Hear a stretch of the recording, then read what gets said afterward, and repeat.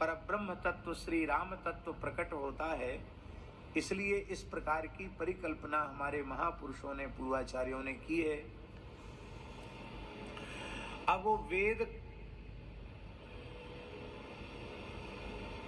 दशरथ जी हैं, तो वेद नित्य सिद्ध अनाद्य पौरुषेय है, सनातन है।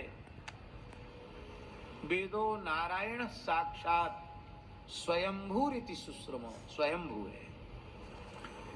यस्य निश्वसितम वेदाः ब्रह्मांडं च कलेवरम, जिन भगवान का श्वास प्रश्वास वेद है और ये पूरा ब्रह्मांड ही भगवान का कलेवर है, विराट भगवान का कलेवर है।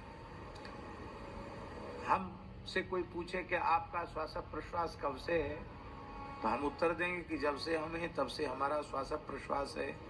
तो भगवान का श्वास प्रश्वास कब से है? जब से भगवान है तब से भगवान का श्वास प्रश्वास है। तो भगवान कब से है?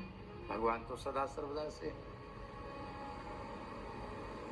क्या आप अपने श्वास के सर्जक हैं? क्या आप अपने श्वास की सृष्टि करते हैं? नहीं करते हैं।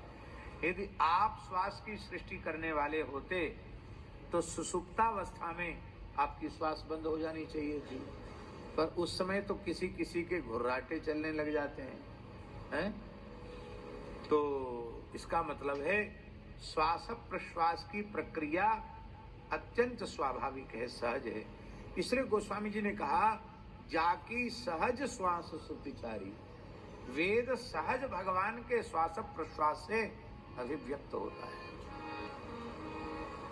तो वेद सनातन है, वेद स्वयंभू है, किंतु सृष्टि के क्रम में तेने ब्रह्म हृदय आदि कवये मुह्यन्ति सूरयः, भगवान अपने हृदय के संकल्प से वेदों का ज्ञान श्री ब्रह्मा जी को प्रदान करते हैं, जिसके संबंध में बड़े बड़े सूरी भी मोहित हो जाते हैं।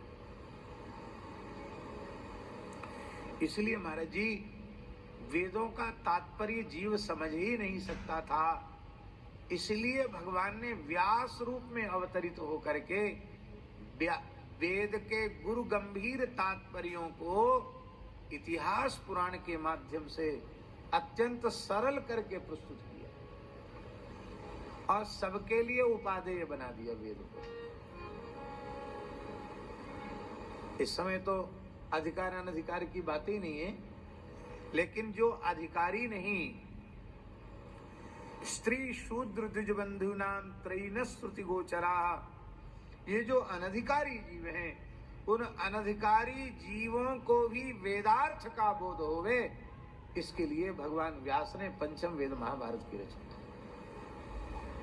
इसलिए आदि पर्व में महाभारत में लिखा है, इतिहास पुराणाभ्याम वेदार्थम समुपबृंहयेत् विभेत्यल्पश्रुताद् वेदो मामयम् प्रहरिष्यति। भगवान व्यास कह रहे हैं, वेदार्थ का उपबृंहण इतिहास पुराण के माध्यम से करना चाहिए।